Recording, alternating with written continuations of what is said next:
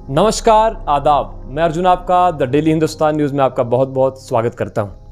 आज हमें एक ऐसी शख्सियत से मिलने का मौका मिला है और ये हमारी माताजी जो हैं भलेस की रहने वाली हैं। बिल्कुल आपको लगेगा नहीं कि ये भलेस के हैं, लेकिन जी हाँ, ये बिल्कुल भलेस चंसर के निवासी हैं, मूलतः चंसर के रहने वाले हैं। और सन 1947 से पहले 47 के दौरान जो है यहाँ से ये हिमाचल चले गए।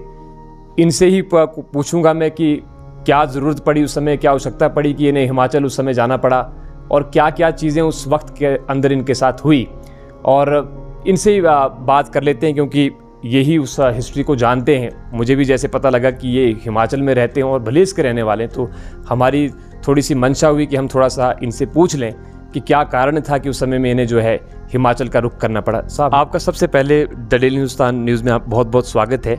आप थोड़ा मुझे अपना परिचय दें और थोड़ा बताएं अपने बारे में थोड़ा कि आप भलेस के रहने वाले हैं और हिमाचल में आपको जाने की आवश्यकता क्यों पड़ी 1947 के दौरान में। मेरा नाम कमला भोइल है। मैं हिमाचल में की अब वासी हूँ, लेकिन वास्तविक में वासी मैं भलेस की हूँ। बुनियाद मेरी भलेस है। तो मेरे पिताजी ने, मुझे बहुत शौक़ रहता था कि मैं अपने ज़िंदगी के इतिहास के बारे में जानूं, हमारे बुज़ुर्गों के बारे में।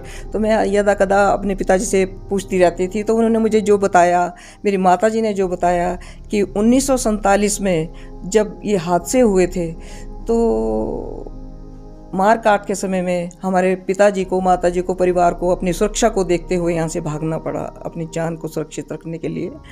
आपके पिताजी क्या कहते हैं कि उस समय में यहाँ पे जो माहौल था वो ठीक नहीं था, इस प्रकार की चीज़ें? हमारे पिताजी लाहौर में पढ़ाई करते थे और परिवार बड़ा सुख आराम से रह रहा था, लेकिन अचानक उन्होंने बताया कि अचानक एक ऐसा दल इकट्ठा होकर अटैक करने के लिए आया। तो जैसे ही मेरे पिताजी को मालूम हुआ कि ये लोग मारकाट करने के लिए निकले हैं, तो मेरे पिताजी भागे भागे घर आए और आते ही उन्होंने कहा कि चलो भागो, जान बचाओ अपनी। तो हमारे दादाजी, हमारी बहुएं, बेटियां काफ़ी थी घर में। तो दादी जी बोलिए कि पागल हो रहे, कहाँ भागेंगे, ऐसा करो 20 संख्या लो और मीठे चावल बनाओ और सब खाओ और सो जाओ। ऐसी स्थिति उस समय में आई कि ये तक कह दिया कि विष ले लो, मर जाओ? क्योंकि हमारे घर में बहुत सुंदर सुंदर बहू बेटियां थी। तो मालूम हुआ कि ये लोग, जो लोग आए थे दहशतगर्दी, ये लोग बेटियों को उठा कर ले जा रहे थे, कत्ल कर रहे थे, काट रहे थे। क्योंकि ये दृश्य मेरे पिताजी अपने आंखों से देखते हुए भागे भागे घर आए थे। तो मेरी दादी जी जरा मनोबल मजबूत था, तो वो कहने लगे कि कोई तो बचेगा कुल का, परिवार का, तो जो भाग सकता है वो भागो और जो जिसकी किस्मत में नहीं होगा वो रह जाएगा इधर। तो इस प्रकार मेरी एक बुआ जी रह गए थे। तो मेरे पिताजी ने देखो उनको काट दिया था, उनके बाजू टांगे बिल्कुल अलग कर दी थी। उनकी बाजू टांगे काट दी थी? अलग अलग कर दी थी उनकी बाजू टांगे काट के। ये भलेस की ही बात है, यहाँ भलेस की बात नहीं है। आप जो है, हमने सुना कि आप लगभग 50 सालों के बाद अपने वतन लौटे हैं, अपनी मिट्टी में वापस आप आए हैं। 50 सालों के बाद आप यहाँ का जो वातावरण, यहाँ की जो माहौल देख रहे हैं, वो तो आज बिल्कुल शांत है और हम वैसा देखते भी नहीं। लेकिन आप उस समय की बात कर रहे हैं और हमने भी सुना कि आतंकवाद के दौर में यहाँ पे बहुत सारी क्रूरताएं हुई के साथ। तो उसमें आपके पिताजी ने भी आपको गवाही दी कि ऐसा ऐसा यहाँ पर हुआ। आप 1947 के बाद हिमाचल में रहे, तो हिमाचल में कैसा बर्ताव आपके साथ हुआ? क्योंकि आप यहाँ से एक हिसाब से रिफ्यूज़ी होकर वहाँ पर चले गए, वहाँ पर आपके साथ बर्ताव कैसा रहा हिमाचल का? वहाँ जब यहाँ से हम हिमाचल में यहाँ से भाग के चंबा गए बचाने के लिए, तो चंबा में मेरे पिताजी नौकरी करने लगे अपने जीवन बसर करने के लिए, परिवार के लिए, क्योंकि वो पढ़े लिखे वही थे। तो उसके बाद जब पार्टीशन हुई देश की, तो ये चंबा हिमाचल में आ गया। तो हिमाचल में आने की वजह से मेरे पिताजी की तबादला जो है शिमला को हो गया, शिमला में हुआ। तबादला हुआ उनका? तबादला हो गया, क्यों हिमाचल में आया। तो शुरू में तो आपको पता ही है कि रिफ्यूजियों पे कौन विश्वास करता है। कोई हमें कहे ये गद्दी हैं, कोई कहे मुस्लिम है, ये कोई कहे ये गुज्जर हैं। तो इस तरह से हमें बड़ा अपमानित जीवन जीना पड़ा। लेकिन हमारी ये माटी थी, इस धरती के संस्कार थे हमारे, जिन संस्कारों ने हमारे को सबके आगे प्रभाव डाला और लोगों को विश्वास होने लगा। मेरे पिताजी ने ईमानदारी से काम किया, मेहनत की, काफ़ी मेहनत की, कष्ट उठाए, बहुत कष्ट उठाए। एक मेरे पिताजी ही ऐसे कमाने वाले थे जिन्होंने अपने परिवार को भी देखना था और पीछे हमारी ज़मीन जगह थी। लेकिन जब वे लोग वापस आए चंबा से, मेरे दादाजी वापस आए, तो मेरे पिताजी ने बताया कि दादाजी अपने घर में अंगारे झुलस रहे थे हमारे मकान के। तो मेरे दादाजी का हार्ट अटैक दे के वहीं हार्ट अटैक हो गया। घर जला दिया? घर जला दिया था, बर्तन सामान सब फेंक दिया था बाहर। तो दोबारा से उन्होंने अपनी ज़िंदगी शुरू की, बड़े कष्ट से शुरू की। आप यहाँ पर वापस आए हैं, आपके जो सगे संबंधी यहाँ पर हैं वो आपके साथ कैसा ट्रीट करते हैं? आप फिर भलेस आए हो, उनका व्यवहार आपके साथ कैसा है? वो भी आपने आज सब चीज़ें देखी होंगी यहाँ पर। हाँ जी, उनका व्यवहार ही तो ऐसा था, प्यार ही तो ऐसा था, कशिश थी जो हमारे को यहाँ खींचती रहती थी। लेकिन हम मजबूर थे क्योंकि यहाँ आतंकवाद था, उग्रवाद था। बहुत बार आने की सोची हमने यहाँ कि अब घर आए। मेरे पिताजी आते थे, माताजी आते थे, लेकिन यही दहशत रहती थी कि अगर लड़कियों को लेके जाएंगे तो कोई घटना ना घट जाए। इनके डर एक बैठ गया था मन के अंदर, डर, क्योंकि ऐसा तो हम सुनते ही थे कि पत्थरबाज हैं। हाँ, वो कश्मीर में, मैं अपने इलाके में, बिल्कुल आप, क्योंकि आप ये सोचकर चलते होंगे कि जम्मू कश्मीर में ऐसा हो रहा है। हमें ऐसा भी था कि यहाँ इन घाटियों में जो है वो आतंकी घूमते थे, किडनैप कर लेते थे। तो कुछ हम फिर पढ़ाई की वजह से भी वहाँ पे रुकते रहे। और हमें ये बुलाते भी थे, मेरे पिताजी माताजी आते थे, लेकिन उनको ये दहशत रहती थी कि अगर बेटियों को लेके जाएंगे, हम 4 बहनें 1 भाई थे, तो बेटियों को लेके जाएंगे तो कोई दहशत ना हो, असुरक्षा महसूस होती थी परिवार को, रिश्तेदार को।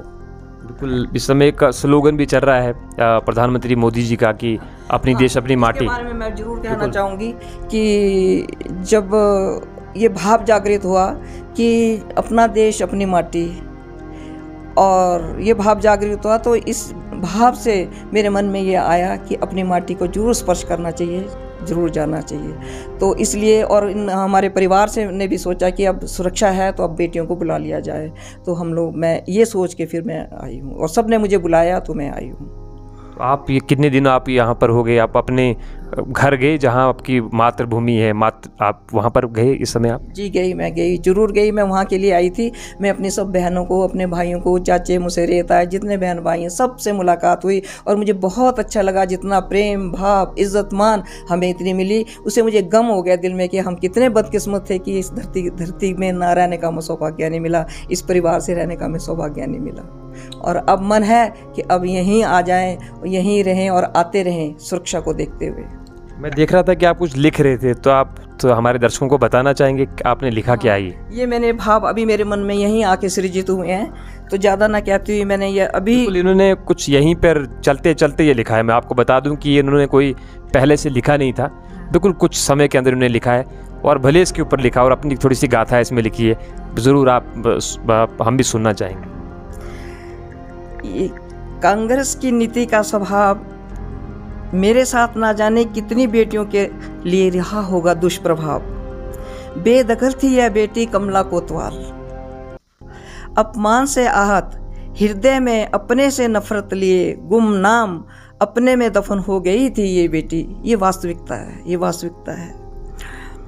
और लहर उठी धारा 370 का प्रभाव, अमृत महोत्सव का स्वभाव, मेरा देश मेरी माटी का भाव, जज्बात के साथ सृजन हुआ गजब का संजीवन भाव। मायका मतलब माता पिता का घर, मेरा देश मेरा गांव चैंसर भलेस, सुरक्षा देख गूंजने लगी पुकार, आओ दादी आओ नानी आओ मासी बहन बुआ का संदेश पाकर प्रेम के अनमोल भाव, आकर पहुंची ये बेटी अपने देश भलेस चैंसर, पाकर स्पर्श धन्य हुई मालामाल हुई अपने परिवार का पाकर प्रेम।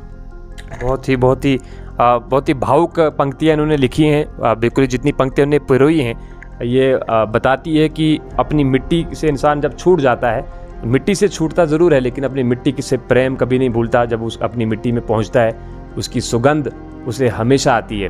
और हम अपना भी सौभाग्य मानते हैं कि एक बार फिर से आप अपने भलेस लौटे हैं और उम्मीद करते हैं कि आने वाले समय में भी आप लगातार यहाँ पर आते रहें। कुछ और कहना चाहेंगे? और मैं यही कहूँगी, जय हिंद जय भारत। और मैं चाहूँगी, मैं एक बेटी हूँ, मैं अपने परिवार के लिए, रिश्तेदारों के लिए, सबके लिए, इनकी उन्नति के लिए, उज्जवल भविष्य के लिए दुआ करती हूँ यहाँ आकर। और मेरी इच्छा है कि हमारे पिताजी के यादगार में हम यहाँ कुछ बनाएं। बिल्कुल आपके पिताजी जो हैं भलेस के रहने वाले थे और आपका अंश जो है वो भलेस का है, तो ज़रूर आपको अपने भलेस के लिए कुछ करना चाहिए। उम्मीद है आप ज़रूर करेंगे और अपने भलेस को हमेशा याद रखेंगे और यहाँ पर आते रहेंगे। आप सभी लोगों का डेली हिंदुस्तान देखने के लिए बहुत बहुत धन्यवाद। और आपने देखा कि किस प्रकार से 1947 के अंदर ऐसी बहुत सारी फैमिलीज़ जो हैं भलेस से उजड़ी होंगी, यहाँ से गई होंगी, जिनका आज तक हमें पता नहीं। एक फैमिली हमें मिली जिनकी गाथा आज हमें पता चली, और ये चैनसर के रहने वाले हैं और इनके आज भी यहाँ पर जो है वो सगे संबंधी रहते हैं। उन्होंने आज इनको यहाँ पे बुलाया था और काफ़ी अच्छा महसूस, गर्वान्वित महसूस कर रहे हैं भलेस में आकर के कि अपने सगे संबंधियों से यहाँ पर ये मिले और अपने भलेस की माटी को एक बार फिर से उन्हें चूमा। ज़रूर हिमाचल जा रहे हैं तो हिमाचल में जाकर इन्हें भलेस ज़रूर याद रहेगा। आपका बहुत बहुत धन्यवाद।